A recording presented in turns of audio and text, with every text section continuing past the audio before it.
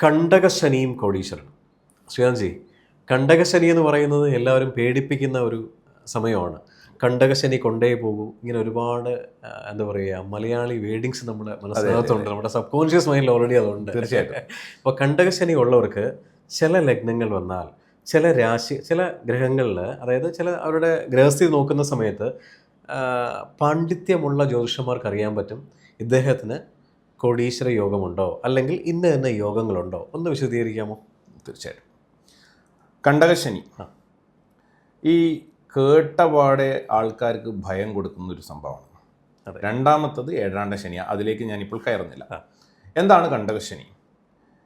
ഇതിന് പറഞ്ഞിരിക്കുന്ന ഒരു നിയമം, ഒരാളുടെ ജാതകത്തിൽ ചന്ദ്രൻ നിൽക്കുന്ന രാശി, അതിനെ കൂറ് എന്നാണ് വിളിക്കുക, ആ രാശിയിൽ നിന്നും ഒന്നാം ഭാവത്തിൽ, അതായത് ചന്ദ്രനോടൊപ്പം നിൽക്കുന്ന സമയത്തെ കണ്ടകശനിയായിട്ട് തന്നെയാണ് കണക്കാക്കേണ്ടത്.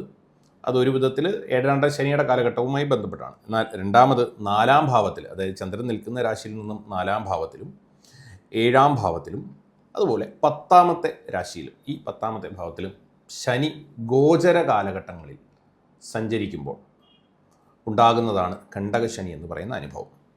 ഈ കണ്ടകശനിയെ പല വിധത്തിലും ദുർവ്യാഖ്യാനം ചെയ്ത് ഭയപ്പെടുത്തി കൊണ്ടുപോവുകയാണ്. നിനക്ക് കണ്ടകശനി പൊതുവെ പറഞ്ഞുകൊണ്ടിരിക്കുമ്പം ഈ കണ്ടകശനി എന്ന് പറയുന്നത് ശനി നിൽക്കുന്നത് മീനൻ രാശിയിലായതുകൊണ്ട് തന്നെ മിഥുനൻ രാശിക്കാർക്ക് കണ്ടകശനിയെക്കുറിച്ച് പറയേണ്ടതായിട്ടുണ്ട്. അതുപോലെ തന്നെ പിന്നെ കന്നിരാശിയിലുള്ളവർക്ക് കണ്ടകശനിയാണ്, ധനുരാശിയിലുള്ളവർക്കും കണ്ടകശനിയാണ്, ഒപ്പം മീനൻ രാശിയിൽ വരുന്നവർക്ക് കണ്ടകശനിയാണ്. അപ്പോൾ ആരെങ്കിലും ഒരാൾ പറയുകയാണ് ഞാൻ മകയിരൻ 2ാം പാദത്തിലുള്ള ആളാണ്, 2ാം നക്ഷത്രത്തിൽ 2ാം കൂറിലുള്ള ആളാണ് എന്ന് പറഞ്ഞു കഴിഞ്ഞാൽ അവർ വളരെ സൂക്ഷിക്കണം കേട്ടോ, കണ്ടകശനിയാണ്, നിങ്ങളുടെ ഒരു മോശപ്പെട്ട സമയമാണ് കടന്നു പോകുന്നത് എന്ന് പറയും.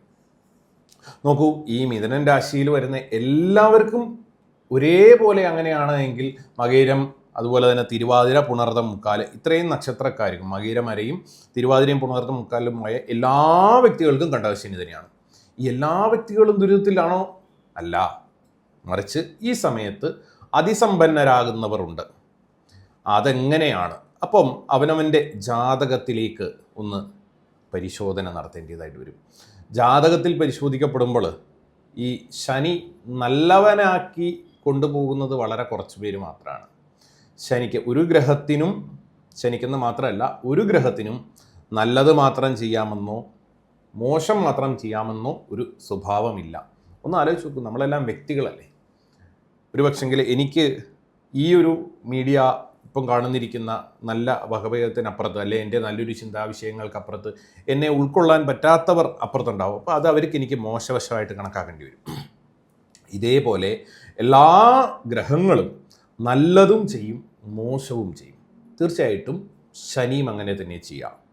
അപ്പോൾ ഒരുവൻ്റെ ജാതകത്തിൽ കൂടുതൽ അവൻ എന്ത് ചെയ്യും എന്നുള്ളത് പരിശോധിക്കേണ്ടതായിട്ടുണ്ട്. അത് ഓരോരോ വ്യക്തികളുടെയും ജാതകത്തിൻ്റെ ഡിഗ്രി അടിസ്ഥാനത്തിലാണ്. ഇനി ശനിയെ ഏറ്റവും കൂടുതലും ഇഷ്ടപ്പെടുന്ന ഗ്രഹവുമുണ്ട്, ശനിക്ക് ഒട്ടും ഇഷ്ടമില്ലാത്ത ഗ്രഹവുമുണ്ട്. അങ്ങനെ പരിശോധിക്കുമ്പോൾ നിയമവശമായിട്ട് ശത്രുമിത്രാദികളെയൊക്കെയാണ് പരിഗണിച്ച് വരിക. എന്നാൽ അതിൽ നിന്നും വേർതിരിച്ച് ശനി കുജൻ എന്ന് പറയുന്ന ഗ്രഹത്തിൻ്റെ നക്ഷത്രങ്ങളിലാണ് ഒരുവൻ്റെ ജാതകത്തിൽ നിൽക്കുന്നത് എങ്കിൽ അതിനെ വേദിക്കുന്ന നക്ഷത്രം എന്നാണ് വിളിക്കുക. വേദിക്കുക എന്ന് പറഞ്ഞു കഴിഞ്ഞാൽ ശനി എന്താണോ കൊടുക്കാൻ ഉദ്ദേശിക്കുന്നത് അതിൻ്റെ നല്ല ഭാഗത്തെ ആയാലും മോശം ഭാഗത്തെ ആയാലും ബുദ്ധിമുട്ടിലേക്ക് എത്തിക്കുക. അതായത് മോശം ഭാഗത്തെ കൂടുതൽ മോശമാക്കി കൊടുക്കുകയും നല്ലതിനെ കൊടുക്കാതിരിക്കുകയും ചെയ്യുന്ന സ്വഭാവം ഉണ്ടാകും ശനി കുജൻ്റെ നക്ഷത്രത്തിൽ നിൽക്കുമ്പോൾ. നോക്കാം, ശനിക്ക് നീചഫലം ഉണ്ടാകുന്ന, നീച ഗുണമുണ്ടാകുന്നത് കുജൻ്റെ വീട്ടിലാണ്. അതുകൊണ്ട് മാത്രമല്ല, ഇതിന് വേറൊരു സിസ്റ്റം കൂടിയുണ്ട്. ഇതേപോലെ തന്നെ വ്യാഴമെന്ന് പറയുന്ന ഗ്രഹം ശനിയുടെ നക്ഷത്രത്തിൽ നിൽക്കുകയാണെങ്കിൽ അതൊരു അതിസമ്പന്നതാ യോഗമാണ്. അതെ, വളരെ പ്രത്യേകമായിട്ട് പരിശോധിക്കപ്പെടുമ്പോൾ ശനി ഒരാളുടെ ജാതകത്തിൽ അഷ്ടമരാശിയിലോ 12ലോ എവിടെ വേണേലും നിന്നോട്ടെ, അത് ശനി എന്ന് പറയുന്ന ഗ്രഹം, വ്യാഴം എന്ന് പറയുന്ന ഗ്രഹം ശനിയുടെ നക്ഷത്രത്തിൽ നിൽക്കുക, അയാൾക്ക് ശനിയുടെ ദശാകാലം നടക്കുക, അയാൾക്ക് കണ്ടകശനി നടക്കുക, അയാളുടെ ജാതകത്തിൽ ശനി സമ്പന്നത കൊടുക്കാൻ മെറ്റീരിയലിസ്റ്റിക് ലൈഫിനെ ബൂസ്റ്റ് ചെയ്യാൻ തയ്യാറായ ഒരു ഗ്രഹമാണ് എങ്കിൽ ഉറപ്പായിട്ടും ആ വ്യക്തിക്ക് ആ ഒരു ദശാകാലഘട്ടത്തിൽ, വിശേഷാൽ കണ്ടകശനി കാലഘട്ടത്തിൽ അതിസമ്പന്നതയും സൗഭാഗ്യവും വന്നു ചേരും. തീർച്ചയായിട്ടും ചില ടെൻഷനുകളൊക്കെ എല്ലാവരിലും ഉണ്ടാവും. ശനിയുടേതായ പ്രവർത്തികൾ എല്ലായ്പ്പോഴും ചെയ്യും. വളരെ ക്ലേശകരമായ അനുഭവങ്ങളിലൂടെ കടന്നു പോകുക എന്ന് നമ്മൾ ചിന്തിക്കുമ്പോൾ ഒരാളുടെ ജീവിതത്തെ ഒന്ന് പരിശോധിച്ച് നോക്കിയാൽ മതി. ഈ പറയുന്ന കാര്യം എല്ലാവരും ഒന്ന് സ്വയം ചിന്തിച്ചു നോക്കുക. ആർക്കെങ്കിലും ജോലിയിൽ സ്ഥിരത്വത ഇല്ലായ്മയുണ്ടോ? ഒന്ന്. ആരെങ്കിലും അവനവൻ്റെ കാല് ദുരിതപ്പെട്ട് ഒടിഞ്ഞോ അല്ലെ ഏതെങ്കിലും വിധത്തിൽ ബെഡ് റെസ്റ്റ് എടുക്കേണ്ടി വന്നിട്ടുണ്ടോ? ആർക്കെങ്കിലും അവനവൻ്റെ പൽനിരകളിൽ, താഴത്തെ പൽനിരകളിൽ ക്ലേശങ്ങൾ വളരെയേറെ കാലഘട്ടങ്ങളിൽ അനുഭവിക്കേണ്ടി വന്നിട്ടുണ്ടോ? അണപ്പല്ല്, വിസ്റ്റം ടൂത്തൊക്കെ പിഴുതു മാറ്റേണ്ടി വന്നിട്ടുണ്ടോ? അത് ഒരു പ്രാവശ്യം പിഴുതു മാറ്റിയൊന്നും പ്രശ്നമില്ല, എന്നാൽ അതിനകത്തൂടെ ദുരിതങ്ങൾ അനുഭവിച്ചിട്ടുണ്ടോ? ഒന്ന് ഉറപ്പിച്ചോളൂ, അവനവൻ്റെ ആ പറയുന്ന വ്യക്തികളുടെയൊക്കെ ജാതകത്തിൽ ശനിക്ക് ചില ദുരിത സ്വഭാവങ്ങൾ കൊടുക്കാൻ തയ്യാറാണ് എന്നാണ്. അവനവൻ്റെ അനുഭവത്തിലൂടെ തന്നെ അവനവൻ എന്ത് ചെയ്യാം, ശനി നല്ലവനാണോ മോശപ്പെട്ടവനാണോ എന്ന്.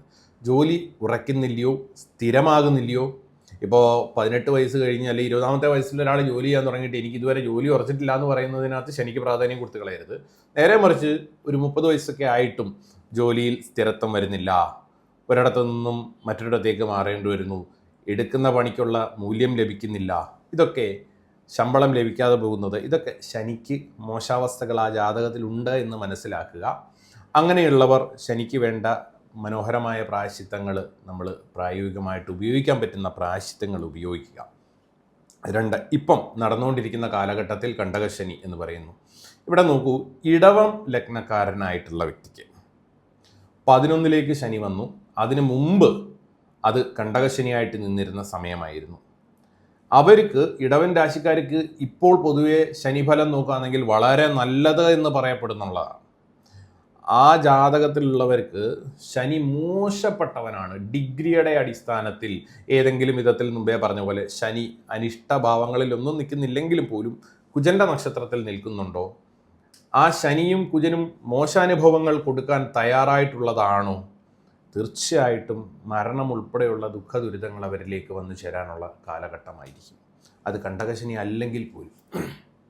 അപ്പോൾ കണ്ടകശനി കാലഘട്ടത്തിൽ പ്രത്യേകമായിട്ട് ഏത് ലഗ്നത്തിൽ വന്നു എന്ന് പറഞ്ഞാൽ പോലും, ഏത് കൂറിൽ ജനിച്ചതായാലും കണ്ടകശനി ആണെങ്കിൽ മേൽപ്പറഞ്ഞ പോലെ, നേരത്തെ പറഞ്ഞ പോലെ ശനി അവനവൻ്റെ ജാതകത്തിൽ ശുഭനായ പ്രവർത്തികൾ, മെറ്റീരിയലിസ്റ്റിക് ലൈഫ് കൊടുക്കാൻ തയ്യാറാണെങ്കിൽ അത് അയാളെ കൂടുതൽ വളർത്തും, വളരെ സമ്പന്നതയിലെത്തിക്കും. അതുകൊണ്ട് കണ്ടകശനി വന്നു എന്ന് പറഞ്ഞിട്ട് നേരത്തെ നല്ലതായിട്ടിരുന്നവരിപ്പം ഭയന്ന് വളരെയേറെ ക്ലേശത്തിലൊന്നും പോകണ്ട. ശനിയുടെ കാലഘട്ടം നടന്നുകൊണ്ടിരിക്കുകയാണെന്നുള്ളൊരു സ്മരണയോടുകൂടി ശനിക്ക് പ്രീതിയുള്ള കാര്യങ്ങൾ ചെയ്യുക, ശനിക്ക് പ്രീതിയുള്ള പ്രവർത്തികൾ മുന്നോട്ട് കൊണ്ടുപോവുക. സന്തോഷം. ശ്രീനാഥ്ജി പറഞ്ഞതിനകത്തൊരു വാല്യുബിൾ പോയിന്റ്സ് എന്ന് പറയുന്നത് ശനിക്ക് പ്രീതിയുള്ള കാര്യങ്ങൾ ചെയ്യുക എന്നുള്ളതാണ്. അപ്പോൾ ഒരു ഡിസിപ്ലിൻഡ് ലൈഫായിട്ട് പോകുന്നതിനപ്പുറം കണ്ടകശനി വരുന്ന സമയത്ത് ഒരു കാരണവശാലും പേടിക്കാതെ ശനിക്ക് പ്രീതിയുള്ള കാര്യങ്ങൾ ചെയ്തു കഴിഞ്ഞാൽ 100% ശനി നമ്മളെ പ്രൊട്ടക്റ്റ് ചെയ്യും. എന്നാൽ കണ്ടകശനിയിൽ ആരും പേടിക്കാതെ വളരെ കോൺഫിഡൻസോടെ മുന്നോട്ട് പോകാൻ പറ്റട്ടെ. നന്ദി, നമസ്കാരം.